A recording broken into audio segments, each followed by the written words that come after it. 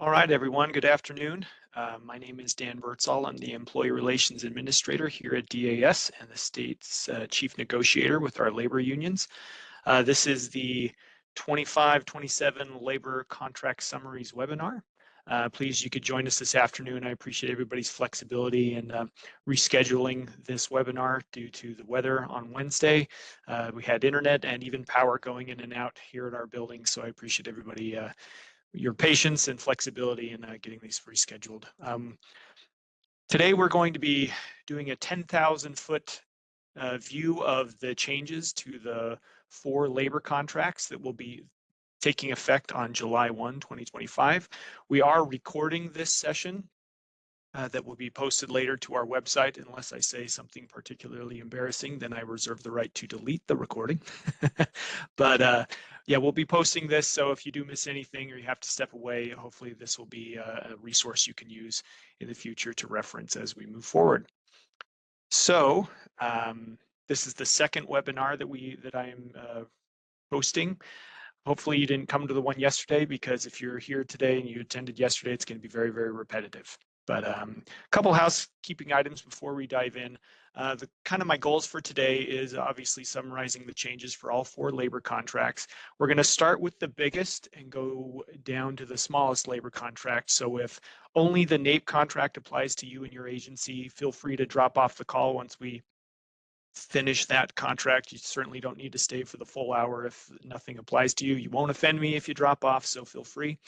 And then once we have gone through all the contracts, I'm just going to show you a few places for additional resources, reference materials that you can use should you have any questions. For the duration of this webinar, I'm just going to keep all participants muted. But if you do have questions, please type them into the chat feature. I'm going to compile all the questions that we receive, both in the chat feature and if you email me later about the new labor contracts, and be sending around an FAQ, and hopefully have that FAQ also posted on our website at some point. So again, I'm not going to be taking questions, but feel free to type them into the chat and I'll respond at a later time. So with that, we'll go ahead. Oh, a couple things that I also want to say about what this webinar is not going to cover. So I'm not going to go into sort of the technical questions about some of these changes. So for example, with our new maternity leave, give you a little teaser for the NAPE contract, new maternity leave that we've created. I'm not going to go into a whole lot of questions about, what pay code you're going to have to use and how it applies in a whole bunch of different situations. This is just sort of the summary. Once we get a little bit closer, we can dive into a little bit more of the specific situations, but for today, it's just going to be very high level. And another thing I'm not going to talk about is how these changes to these various labor contracts impact teammates covered by the personnel rules or discretionary teammates. More information about that will be coming at a later date, but I'm not going to be covering that today. So with that, we're going to do a brief overview of the bargaining process. And the only reason why I include this slide here is so you guys all recognize how much work I've done over the past year. But no, to actually recognize how much work that everyone puts in to get to the place where we are today. Much work done by DAS state personnel, but also the help of all of you out there who have researched and submitted proposals and worked with me and my team in coming up with different ideas and improvements we can make to make the state of Nebraska a great place to work. But I just want to give you a brief overview of the bargaining process. We bargain every even year. So in 2024 is when we did our bargaining cycle. In the spring, early in the year, we solicit proposals from all the agencies. Employee relations and state personnel put together our own proposals, and then we sort of combine them all together. We meet with many of the agencies to go over their submissions, to talk through them, what their priorities are. And then in the summer, we compile everything. We review with the administration, with Governor Pillen and his team, with Director Will from my office. And we sort of condense it down. We look at it kind of as a funnel where we start with all of the proposals submitted by everyone, and then we slowly narrow it and narrow it and narrow it and finalize until we finally have our final proposal to present to the union. And then in fall and winter, we have our negotiations with the unions. And before I go farther, I'll say one thing I preach to everyone I can is how good our relationships are with the union. A lot of times when I tell people what I do professionally, that I'm a labor bargaining, labor negotiator with labor unions, they kind of give me a look and say, "Really? Is that something you enjoy?" And I say, "Yeah." And a big reason of that is because of the partnerships that we've developed with the agencies with the unions over the years, and we have a really good relationship and are typically able to work through most issues that arise. And so I just want to acknowledge their partnership in these labor contracts. And so in the fall and winter, as we hear what the union is bringing to the table, and then we present our proposals, we review with the governor and the administration to find out what our priorities are, what we can agree to, what we can't, and then hopefully at the end of the day, we reach an agreement. Now, if we haven't reached an agreement by the time January 1st happens, there are some requirements under a state statute that require us to get a mediator involved, provide final offers to each other, and things like that. Fortunately, 3 of our unions we agreed with, reached an agreement with prior to January 1, and then with NAPE we went a little bit further, but we came to an agreement in fairly short order in January of this year. So yeah, that's the bargaining process. So going now into the specific changes of the NAPE contract. The NAPE contract, again, covers about 8,000 public servants in 8 different bargaining units.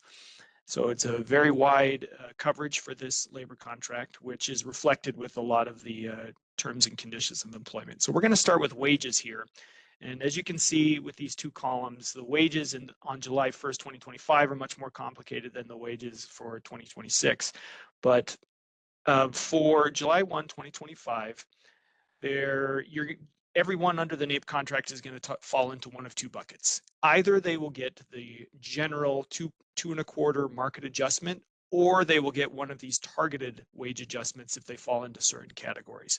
So if they do not fall into the target wage adjustment bucket, then they will get the 2.25 market adjustment. And what that represents is just an adjustment to the pay line. So the whole pay line will be adjusted, and every single person, regardless of their performance evaluation, receives that 2.25 market adjustment or the targeted adjustment, regardless of what their performance was for the prior year. And for targeted wage adjustments, we have several different categories of groups that we offered greater adjustments for. So for 5%, we have the nurse group and all the classifications that fit under that umbrella. Auditor group, 6% is the office specialist group, which is your administrative programs officers, your office technicians, and the like. The 9% group, we have the DD service coordinators and related classifications, DHHS, airport firefighters, those in the food service groups. For 10%, we have our behavioral health practitioners and also a few surveyors at the Department of Transportation. And then our highest group is the 17% increase for activity specialists. And the 17% is informed by the comparability we have with other states. We are quite a bit far behind of other states there, so that's why there was such a big increase there. And then this last category, if you look at the actual changes to the labor contract, there'll be several categories that have like 14 and 14.43% increase or things like that. And the reason behind that is we want to bring everybody up to at least $15 an hour on July 1st, 2025. I know that level of minimum wage won't have kicked in by then, but we want everybody at least $15 an hour come July 1. And so some of the percentages to get us up to that point were weren't round numbers, I guess I would say. So it's our goal to not have anybody under the $15 amount come July 1, and that's going to be accomplished in 2 ways. One is just the adjustment to the straight pay line. Another thing we might do is reclassify certain people to a higher classification, so they'll be making over the $15 mark. So with that said, those are the 2 buckets for the market increase, either 2.25 or a targeted adjustment. And then the second piece to the July 1 raises is the satisfactory performance piece, the pay for performance, which is this year going to be 1 step along the pay line. So again, to recap, everybody is going to get a pay line adjustment, and then those who have had satisfactory performance for the year before will advance 1 further step into the pay line. If somebody's already at step 40, they will just get a 1% increase above where they are. And then when we get to July 1st, 2026, it's easy. Everyone gets the same adjustment, the 2.25%. And then if they have satisfactory performance, they'll advance one step along their pay line. So to get into a couple examples here, with the administrative specialist, they're just a hypothetical situation for somebody who's on step 10, currently making 20.573 on July 1st. That pay line will move 6%. So a new step 10 will be 21,808. And that's where they would be placed, is that on that same step. And then if they have satisfactory performance, they'll move to step 11 on July 1st, 2025, and be making 22.026. Then the following year, July 1st, 2026, again, a 2.25% increase to the pay line that everybody gets. They would be on step 11. They would move up. And then if they have satisfactory performance, they'll advance one step to step 12, and their final rate would be 22,747. Now, the next example, the way it's different is we're going to consider a hypothetical where somebody's not on a step. They're between step 9 and step 10. In this case, we just chose a plumber making $25, which is between step 9 and step 10. On July 1st, 2025, this pay line would be increased by 2.25%, just the general increase, and the person would be rounded up to step 10. So everybody who's between steps will be rounded up to the closest step, and then they would advance another step if they have satisfactory performance. So in this case, they round up to step 10 on that new step 10 amount after the pay line increase, and then one step movement to step 11.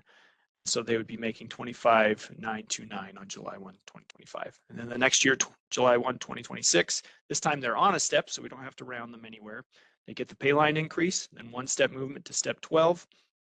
So their final rate would be 26,777. And these amounts are all posted in the new contract, which is up on our website currently, so you can see what the rates are going to be in 2025 and 2026. So moving on to what I call the substantive parts of the labor contract. So moving out of wages, I'm just going to explain the general changes to the different labor contracts. So in Article 5, we added a provision for job abandonment, because what we had occurring was teammates would just disappear without notifying anybody, and the agency had no idea. They just stopped reporting to work. And the only method available to the agency was to initiate the disciplinary process, which felt not necessarily appropriate because we couldn't reach the teammate at all. So how are we going to give them notice? How are we going to go through this disciplinary process with not being able to contact them? And so we introduced a job abandonment provision, which is in Article 5, because this is sort of in the layoff resignation article, where it's considered a voluntary resignation. So it's essentially a voluntary separation of employment. And the way we define it under the NAPE contract is it's absent for 2 consecutive work days with no communication to the agency. And so if this happens, teammate disappears, no communication to the agency, and they've just missed a couple shifts, the agency can engage in separation of employment without having to go through the disciplinary process. So hopefully this overcomes some of those issues that we've dealt with in years past. All right, moving to Article 9, transfers, promotions, and filling vacancies. We have 2 changes here. Article 9.1, which is the article that defines the different elements that an agency has to take into account. There are basically 2 changes here. First is that vacancies must be posted for a minimum of 6 work days, and that's just to bring this consistent with the personnel rules and also the other labor contracts. So it has to be posted for 6 work days, and then the additional elements that we added, which we think that agencies are taking into account anyway, but that we just spelled out, are criminal background checks, reference checks, and then past performance for the prior 3 years. So just some additional elements that the agency can take into account when they're filling those vacancies. And then we made an update to Article 9.6, and the effort here was just to try to simplify this process as much as we can, which we deleted most of the language for moving expenses, with the agency has the option to provide moving expenses. Now it's just up to the agency how they want to handle that. So took out a lot of the specific requirements and just left it up to the agencies how they want to handle the moving expenses. Another change that we made to Article 11, which is the wage article, is that we added a provision about multilingual pay. And this is the result of several agencies actually requesting this. And so what happens here is the agency has a discretion to designate certain positions, however many they want, certain positions as multilingual. And when those positions are designated as multilingual, then that teammate will get $1.75 per hour added to their pay. And that applies to all their hours worked. So regardless of whether they're actually performing the duties or not, if their position is designated as multilingual by the agency, then they get that additional pay. Now, the agency has full discretion over whether to designate any positions as multilingual, how many they do, and what the proficiency standards and requirements are going to be. So a lot of flexibility for the agency to determine how they want to implement this. They don't have to at all if they don't want to, but if there's a need to fill those multilingual positions, this is an additional incentive that they can offer to candidates to try to attract talent. So I think this is going to be a very good tool for our agencies to use. Now, there is one restriction on agencies that the union required for this provision is that the agency cannot require employees to perform multilingual duties if they're not designated as that. Now, that doesn't mean that an agency can't ask you to help, right? That if somebody showed up at DAS today speaking German, and I was the only person that spoke German in my agency, they're like, Dan, could you help stumble through a conversation with this person? I would say, jawohl, you know, it's my German.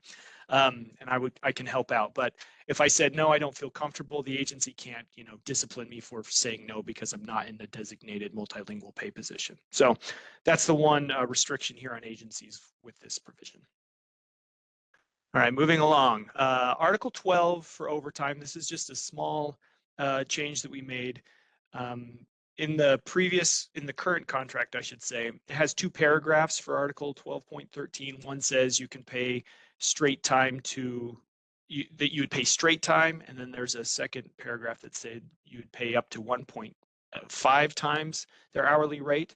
I should back up. So Article 12.3 is about giving extra pay for extra hours for people who are not eligible for overtime, and just defining what that would look like. We had one paragraph that said you pay them straight time, another paragraph that said up to time and a half.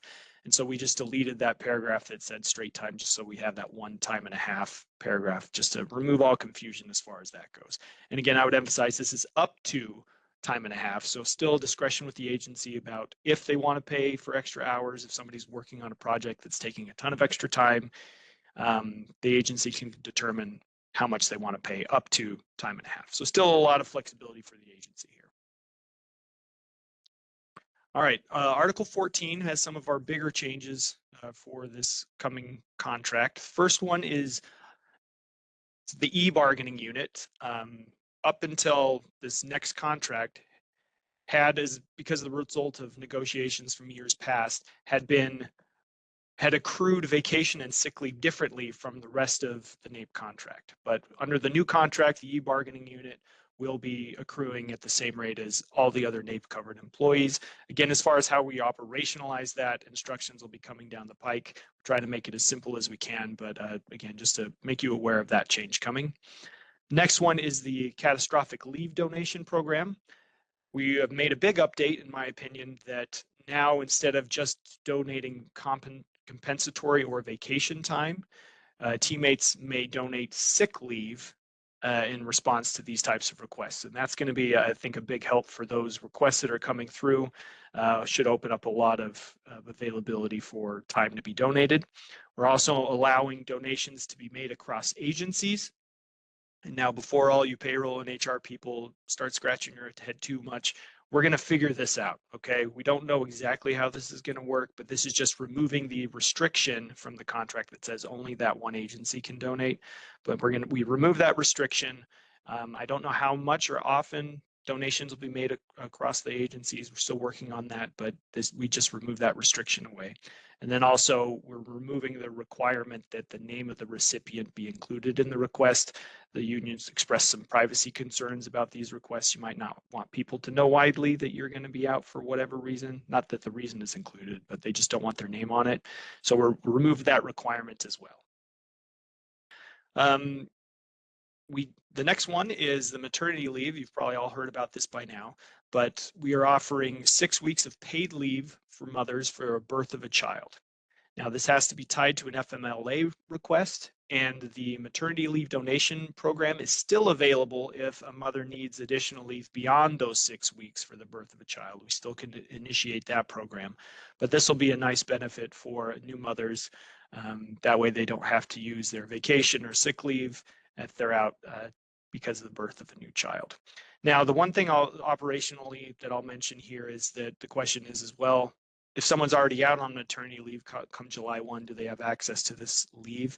And my anticipated answer here is that yes, because it's tied, it should already be tied to a FMLA request. So if somebody's been out for 2 weeks on their FMLA and they have 4 weeks left on their current FMLA, they will get 4 weeks of this new maternity leave. So it just kind of will pick up where their current FMLA leave request is come July 1. Probably made no sense, but sift through it, you'll get there. All right, a few miscellaneous changes to the NAPE contract.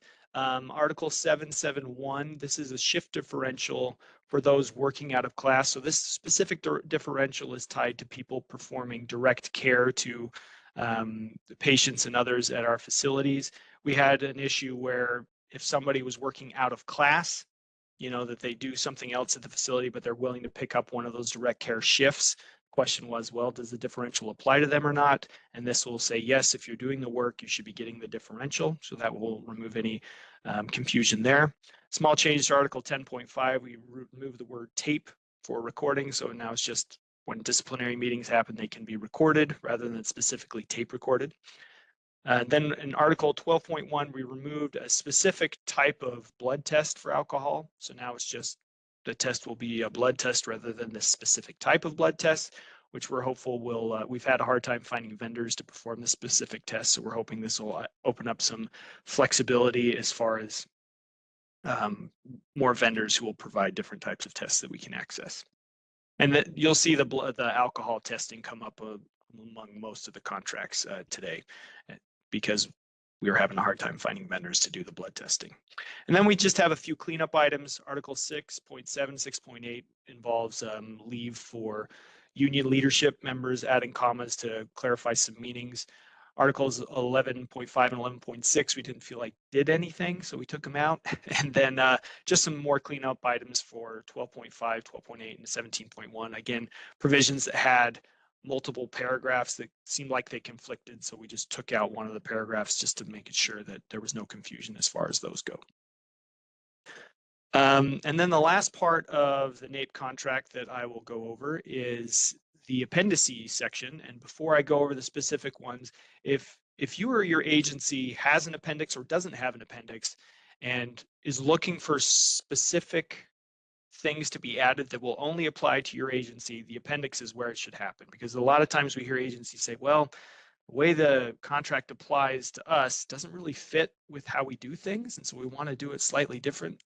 The appendix is where it should happen. So next bargaining cycle, if there is anything at your agency that you don't like that's in the contract and that you want to do it specifically differently at your agency, or different incentives you want to offer to your contract covered folks, this is where it should happen. So I would encourage you to give that some thought and consideration next bargaining cycle. But for Appendix C, which is DHHS, we have a few changes regarding mandatory overtime. So if the agency needs a shift filled, and they impose mandatory overtime on someone, here are some restrictions that we added where you can't give a mandatory overtime shift after their last scheduled shift before vacation or other leave, or on the last day of their work week before their regular scheduled days off. I think this is going to be a big quality of life improvement for our teammates, that they feel like they have a little bit more control over their schedules. So I think this will be an important change that will be a good benefit. Appendix F, for State Patrol, we just added a shift differential for a specific classification, the State Patrol Communications Specialists. Appendix Q for the military, they have some employees who are putting in quite a few hours a week, and the holiday leave benefit is going to be 1/5 of their normally scheduled work week. So rather than having the specific 8-hour holiday benefit, it'll be a little bit greater for the teammates who are putting in those extra hours regularly. And then Appendix D for Department of Transportation has the most changes. We have a hiring preference for scholarship recipients for one of their programs to incentivize people to be part of that program. We are imposing is the wrong word. We are creating a differential for those who hold and use their commercial driver's licenses to try to retain the people who are working well for us, and also to hopefully bring some new folks in to help fill those spots and shifts. We have a stipend for those who do CDL training and testers. I know that the Department of Transportation has created their own CDL program, and this is going to be a good benefit for those who are involved in that. And then increasing the shift differential for employees who are working between 6 p.m. and 6 a.m. So those who are on that graveyard shift, giving them a slight bump in pay to encourage them to do that. So those are the changes to the appendices. So that's all I had for the NAPE contract. So if you're purely NAPE people, feel free to drop off the call. But the next contract we'll be going into is the FOP 88 contract. This is the Fraternal Order of Police, covers about 1,900 public servants, and just in that one protective services bargaining unit. Again, going over wages first. This one's a little bit simpler than the NAPE was. We have a 3% market adjustment in July 1st, 2025. And again, if you're between steps, you'll round up, and then you will receive a 1-step increase if you had satisfactory performance, or a 2% increase. And that, I should back up slightly. The one thing that's unique about not the one thing, but one of the things that is unique about the FOP contract is some of the classifications are on a step plan, and some of them are on just a pay range. They'll have a min and they'll have a max, and then the pay will be anywhere within that range. And so for those who have a step plan for satisfactory performance, they will advance 1 step. And for those who are not on a step plan, they will receive a 2% additional increase. And then year 2, July 1st, 2026, is the exact same thing. A 3% bump to the pay line that everybody gets regardless of performance. And then if they have satisfactory performance, another step or a 2% increase. So we will go into the wage examples. First one's a correction corporal, which is on a step plan. So the hypothetical corporal who is on step 1, currently making $29.71, on July 1st, there'll be a 3% increase to the pay line. So their new step 1 will be $30.60. And then if they have satisfactory performance, they will advance 1 step to step 2, which will be $31.69 on July 1st, 2025. Following year, July 1st, 2026, again, a 3% increase to the pay line. They'll have 1 step movement if they have satisfactory performance. So they'll be on step 3. So their final rate will be $33.77. Now moving to an example of a classification that is just on a pay range rather than a step plan. For a military security officer, let's say hypothetically, their current hourly rate is $28. On July 1st, 2025, they'll receive a 3% increase to their pay, which will be $28.84. And then they'll receive, if they have satisfactory performance, an additional 2% for the performance, which will put them at $29.42 on July 1st, 2025. And then the following year, July 1st, 2026, again, the 3% increase to the pay line, put them at $30.30. And then if they have satisfactory performance, an additional 2%, so their final rate would be at $30.91. And again, all of the pay lines and the pay ranges are posted to the Employee Relations website right now, so that's where these numbers are coming from. All right, so moving into the substantive piece of the FOP contract, Article 3 is management rights. Again, this is the job abandonment provision that you'll see doesn't mirror, but is close to what we put in the NAPE contract. Again, to address those situations where we just lose track of a teammate and they just stop coming to work. This will be a tool that the agency can use instead of the disciplinary process. We added it to Article 3. So job abandonment on the FOP contract is slightly different than under the NAPE contract. Instead of 2 consecutive days, it's going to be 3 consecutive days without calling in. And then the agency has to do 2 things. Number one, the agency will have had to make a good faith effort to contact the employee. So reaching out to them with the email or phone number that they have on file. And the agency must request that an outside agency perform essentially a wellness check on that individual. And the other change to Article 3 management rights is, again, changing the testing for alcohol from blood testing to urinalysis. All right.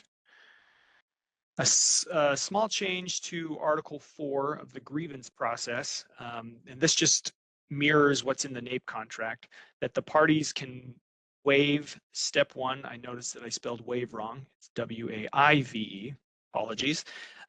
They can waive step 1 or the mini hearing process and go directly to step 2 before an arbitrator or to the state personnel board. In order to do this, both parties must agree, and it has to be approved by the employee relations administrator. And this is a type of situation where either the grievant has gone through the same thing before and it's the same issue that the parties have dealt with before, or that the parties just want to save a bit of time. But I think this is going to be a useful tool for the agency and for the grievance to be able to move things along a little bit faster if circumstances are appropriate for that. All right, in Article 9, this mirrors the changes we made to the NAPE contract. Not exactly, but close. Again, vacancies must be posted for a minimum of 6 work days, which makes it consistent with personnel rules and with now the NAPE contract. And then just a change to the moving allowance, again, deleted most of the language. It's just to the agency's discretion. The additional change for the FOP contract is that if a employer resigns within 2 years, they must reimburse the agency those costs. Currently, it's 1 year. If they resign within a year of getting those expenses paid, they have to reimburse. Now it's going to be 2 years that they have to reimburse the agency. A few changes to Article 10 for discipline, the disciplinary process. And as I talk through this, I hope that you follow, because there's a lot of things going on here with this. So to kind of give you some context here, the issue we were dealing with is if somebody is arrested and charged with the crime, can you suspend that person? How do you suspend them with pay, without pay? When do you have to initiate discipline by? What does it mean to be waiting for an outside investigation? So just a lot of confusion over suspending employees who have been arrested and charged with a crime. So the changes that we made is we added some language to Article 10.3C about, and I tried to underline what the changes are. So if they're arrested or cited for a felony or misdemeanor assault, the misdemeanor assault part is new, the employee may be suspended with or without pay until the charges are resolved. That's important, that charges are resolved piece. If the teammate is found not guilty or the charge is dismissed, then they have to receive back pay and benefits if they were suspended without pay for that period of time. But this way, it's clear that the agency can suspend them without pay until those charges are resolved, if it's a felony or misdemeanor assault. If it's a different crime, then a different provision would apply in this case. Now, the next piece speaks to when disciplinary action must be initiated after an investigatory suspension starts. So we changed the provision to say that the agency has 30 days from the date the suspension started to initiate discipline. Prior, it was from the date the infraction was discovered, which could be a little bit confusing. So it's the 30 days from the date the suspension started. There is an exception to this, that they don't have to initiate discipline if the agency is waiting for the results of an outside investigation or a court determination about the crime. So that should clear up a lot of confusion that was there before about, well, you know, what does an outside investigation mean? Can I wait until the court has actually made a determination or not? So that should remove a lot of that confusion. So I'm hoping, and I'm optimistic that this new language will clear up a lot of those issues that we were having this past year. A couple of additional changes to Article 10 for the FOP contract is, again, we removed tape recording from Article 10.5, and then Article 10.8 in the current contract, it says you have to provide notice either by letter or at the work site, and we just changed it to be notice must be in writing, just to remove any confusion about whether I actually need to lick a stamp and send out a letter or if I can send it via email or whatever. So it just needs to be in writing. A small change to Article 12 for overtime, just involving compensatory time, is that before we had different provisions for different agencies for this article, but now it's all been looped into the same, where all employees under the FOP contract may not carry over 480 hours of compensatory time. That doesn't affect the agency's discretion over whether to pay out comp time earlier or not, but that just sets the cap equal for everybody. A couple changes to Article 14 under the FOP contract for authorized leave. Article 14.6, I think this is going to be a great change for people, is that under the FOP contract, a lot of the agencies have annual vacation scheduling processes where at the beginning of the year or halfway through the year, they say, okay, everybody who wants a chunk of vacation time, you can apply for it, you can bid on it, and then we'll assign it out depending on how many slots are available for whatever dates. And then they have separate processes that if I decide, well, I didn't know in January that I wanted time off in May, but it's like a week before and I wanted this day off, there are different processes for that. So what we created here is that if an employee put in for leave for a specific day during the annual process and they were denied that leave, if they ask for it later outside of the annual process, they should receive priority consideration for those dates. Now, the employee has to show evidence that they were denied those dates during the annual process, but I think this will be good for those who really, really wanted that day and were denied it before in the annual process. It gives them priority over others who just happen to want that day later. So I think it'll be a good change. And then the other change was to bereavement leave under the FOP contract. Prior to this change, the current provision says up to 5 days of bereavement leave may be given. Now we changed it to take out that up to language, and it's just requests of 5 days or less shall be approved for a death in the immediate family. I think this is going to be a benefit both to teammates and for agencies, that there will no longer be any sort of review by management of trying to figure out, well, how much bereavement leave is appropriate, and what do you need to be able to do while you're off on bereavement leave? It removes all of that subjectivity and stress of the manager trying to figure out how much bereavement leave is appropriate, and just leaves it up to the teammate who suffered a death in the family. This is how much time I need. Great, we'll give it to you, removing all of any sort of subjectivity. So I think this is going to be a benefit both to the teammates and for the agencies. Now we get into the appendix specific things. So starting at appendix C for Health and Human Services, we made some changes to Article C.3. Not a whole lot of substantive things, just sort of a reformatting, a cleanup, make it a little easier to understand, and then specifically lay out what defines what management rights are, under the bidding process for posts and things like that at specific facilities. We didn't change. We added Article C.9.1 for when DHHS is requiring employees to wear uniforms, that they will provide $150 per fiscal year for purchase of additional uniform articles. That $150 certainly won't carry over into the next year. You can't stack it over multiple years. It's $150 reimbursable over the course of the year. So I think that'll be a nice benefit. Change to Article C.10.4. This is just a change to when compensatory time, sort of the deadline to use compensatory time. We changed it from 6 pay periods to the fiscal year. Gives the teammates a little bit more flexibility on when they need to use their compensatory time, but also puts a firm deadline that if you don't use it by this day, it's going to be paid out rather than just ongoing.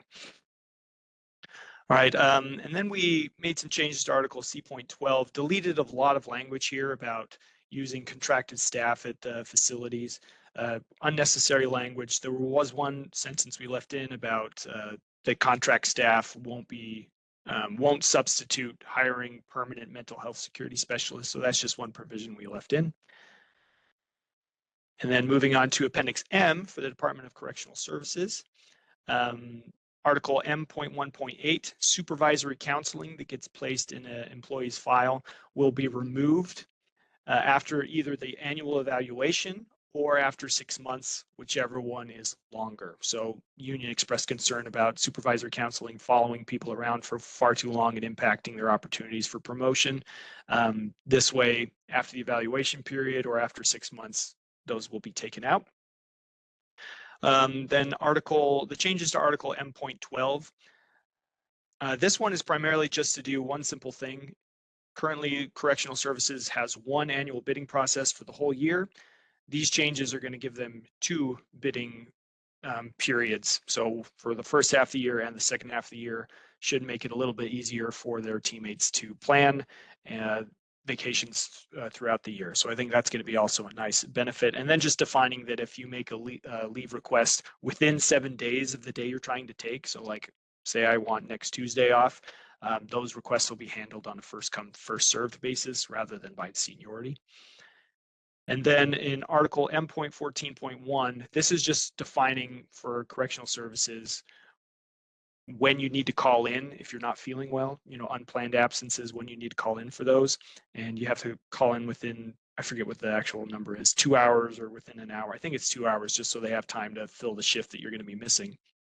And this is just an added provision that that standard notice requirement can be waived in emergency situations. We had a couple situations this past year where a teammate didn't know, was feeling really bad, and it was an emergency situation, so they weren't able to call in, and this will just allow them to waive that notice.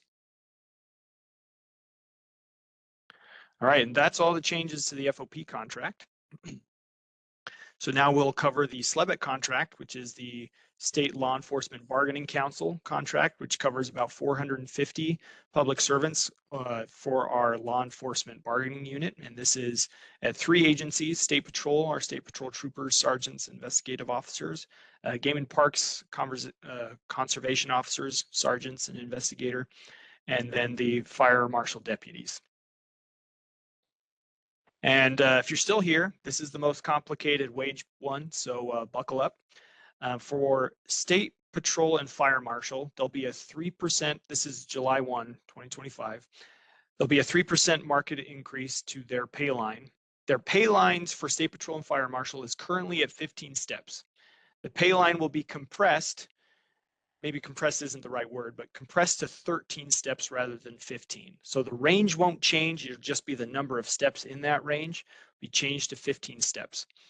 And because that number of steps is changing, it's going to fiddle with how you're actually placed on the pay line.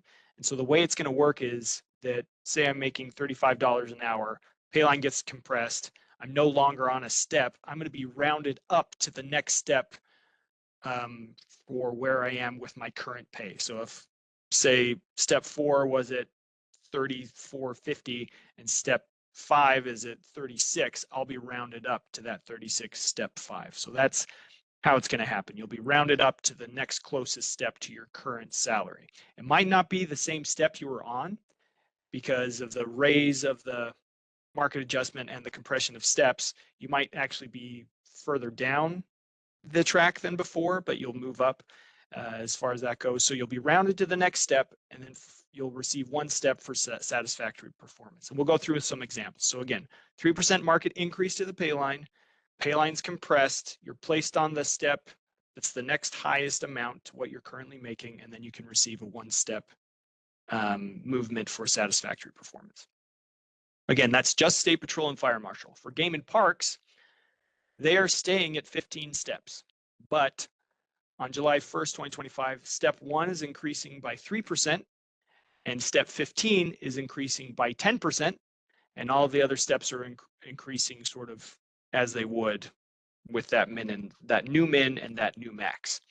So the employees will remain on their current step. So if I was on step 7, this increase happens, I'll still be on step 7, but it'll receive a significant bump.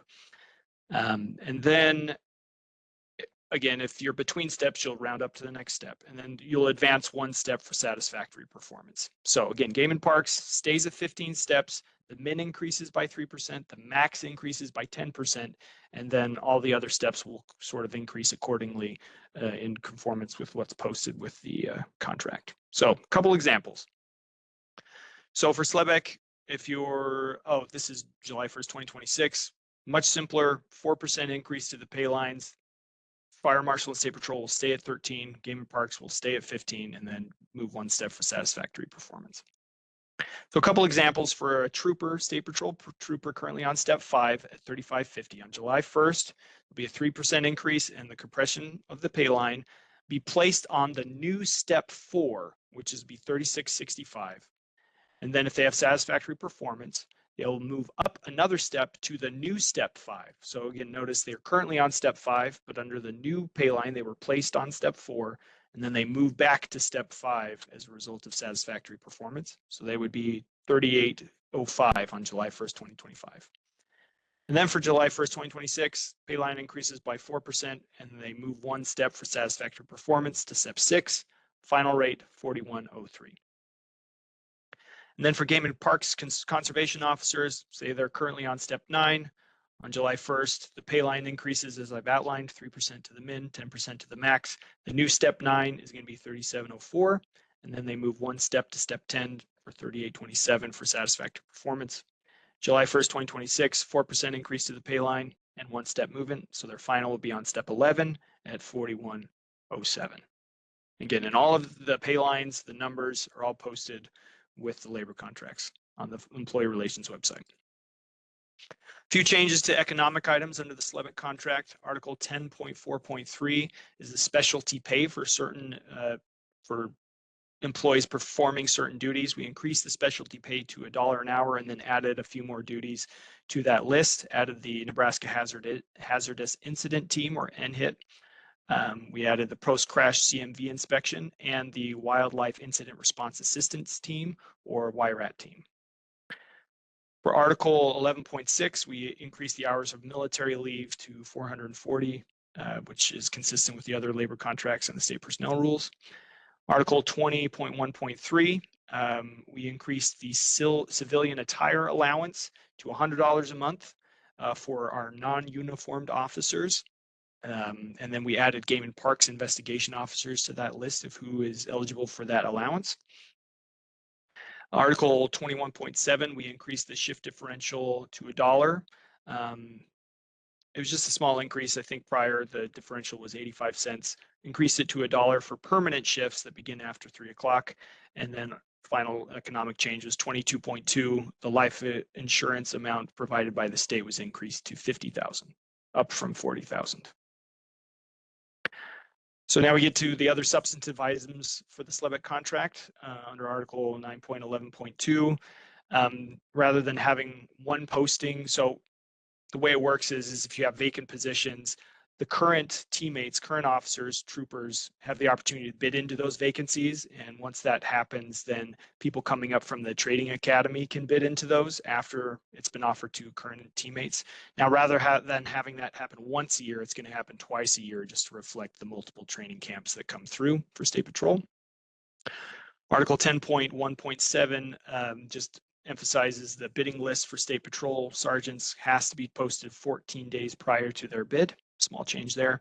And then another small change to 10.1.11 for troopers who are assigned to the CVE program or as an investigator. They are exempt from being assigned a weekend if they're part of the Carrier Enforcement Division. If you have any questions about that, I refer you to State Patrol.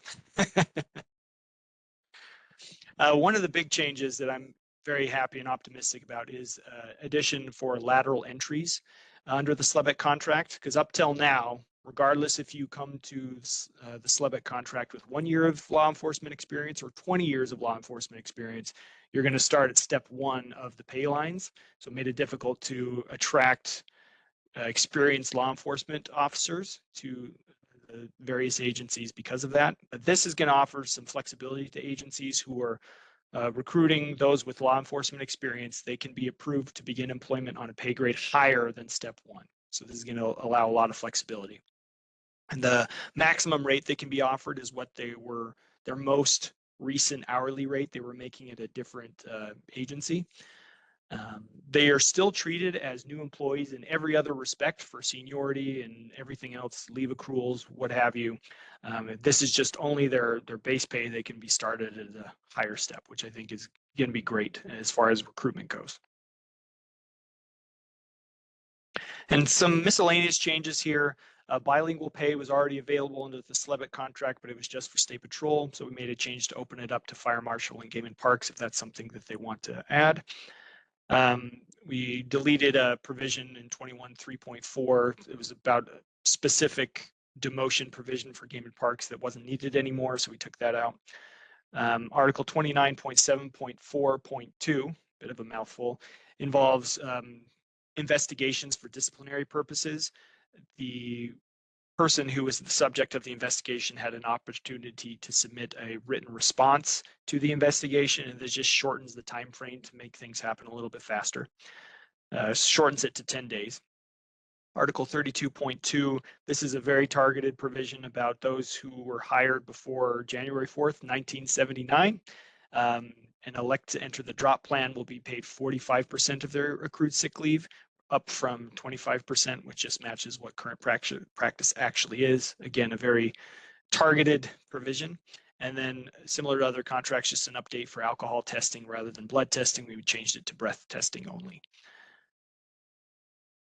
All right, and that covers the SLEBC contract. So we'll move on to our smallest contract, our smallest union, the SCATA contract, which is the State Code Agency's Teachers Association. This covers about 60 public servants, our teachers at our correctional and DHHS facilities. So this isn't public school teachers, obviously. These are those who work for the state, just the one bargaining unit for teachers. Now, the way that SCATA wages work is that they have a whole matrix that's based off of the base salary amount, and depending on how much teaching experience and education you have, you will be placed at different places on this matrix. But so we don't make changes to the whole matrix, we just make changes to that base amount and then allow Excel to calculate all of those other amounts that you'll make as you progress through their pay matrix. But there's just going to be a 3% increase to the base salary in both years. So in 2025, it will be $43,056. 2026, it'll be changed to $44,348, and then that will have corresponding increases throughout the pay matrix.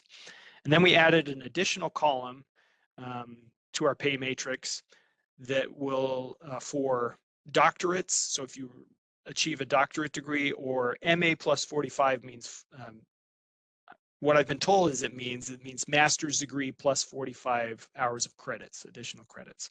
So this, we're adding this new column, which will add additional availability for our most experienced teachers to move up and get paid a little bit more, to encourage our other teachers to continue to work through that matrix and improve their skills, which would be a benefit to the agencies and to the students that they're teaching. So some of the substantive changes to the SCATA contract, a few of these already are sort of the practice generally, but we're just spelling it out in practice. Article 6.3.1 allows an opportunity for teachers who are putting in extra hours to be paid for those hours rather than just receiving comp time for those hours, because currently all that's available is comp time, but now it'll be saying, okay, now we can just pay you for those hours, which I think is going to be a good tool for the agencies. Article 6.8 just specifies that those teaching during the summer, just specifies what their hourly rate will be, their normal daily rate of pay. Then Article 6.13, this is if a teacher the agency decides not to renew a teacher's contract, that this just requires that the agency will meet with that teacher if that contract's not being renewed. All right, Article 8, there are several changes to the leaves for duty article for SCATA. Article 8.3 and 8.17, we're making changes to allow teachers to use up to 2 days of sick leave for inclement weather. And for those state teammates, the reason why we're allowing this is because teachers don't accrue vacation leave that the rest of us do, right? They don't have a vacation leave bank that they can pull from. They have personal leave, which is much, much smaller. They get 2 days per year of personal leave that they can use. And so it's really hard for them when the weather's really bad to dip into that personal leave bank because they have far less than the rest of us do. So it was really hard for the teachers to make those, to be able to take time off when they didn't feel safe driving into work. So we hopefully will relieve that pressure with allowing them to use some of their sick leave, which is a much larger bank for them to be able to take the time off during the inclement weather when they can't make it to work. We made a change to Article 8.15, which is the personal leave provision where they can use personal leave in quarter-hour increments. And then the other change is those who are working the extra summer time will receive an additional day of personal leave in addition to what they already accrue. We made a change to Article 8.15.1. Well, we added 18.15.1 and 18.15.2 for personal leave. This just mirrors what is in vacation leave provisions and other contracts, where if their personal leave is going to be subject to forfeiture and they had made a reasonable request to use it that was denied, it requires the agency to pay out that leave rather than forfeiting it. And then 15.2 just says if they leave state employment, their personal leave will be paid out to them. And then we added Article 8.23, which is just a provision of injury leave, which mirrors the other labor contracts. Some of the miscellaneous pieces in the SCATA contract, Article 8.19 just provides a update to the dates for the session schedule. Article 8.19.1 just affords SCATA the right to proofread the DHHS school calendar before it is released. And then Article 12.4 just provides when a teacher receives their annual contract, employment contract, that it will state 4 things: their education level, their step and column in the salary schedule, the credit hours that they have beyond their current column, and then their years of service. So that's it for the SCATA contract. So just in conclusion here, some additional resources. Is a good resource for you is going to be the DAS Employee Relations website. Click on that big blue labor contract information button, which will take you to the page that has all the labor contracts on it. And every labor contract on the website is going to have these 4 documents that are posted here as an example for the NAPE contract. There's going to have the full contract right here, which is just the contract with everything included. This document is a guidance document, a summary, has the summary of the changes in the table and the actual language that was changed. We have the labor contracts alterations document, which is essentially a red line of the current contract, which shows all the changes in red.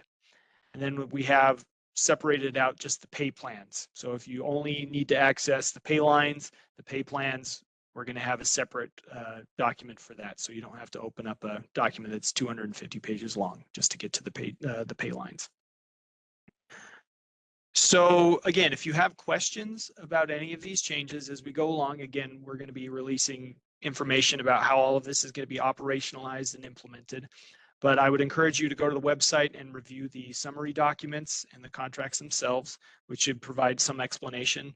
I will be compiling all the questions I receive, both in the chat from this webinar, and also if you have any questions, you can email me, and I'll be compiling a FAQ to send around. And then please use me as a resource. If you have any questions that haven't been addressed or still confusing, please reach out to me and my team. We're happy to help and walk through things. I look over the names in this webinar, and I recognize a lot of them. It's been a pleasure to work with a lot of you, but a lot of them I don't recognize, and I would be happy to help out in any way I can as we move forward.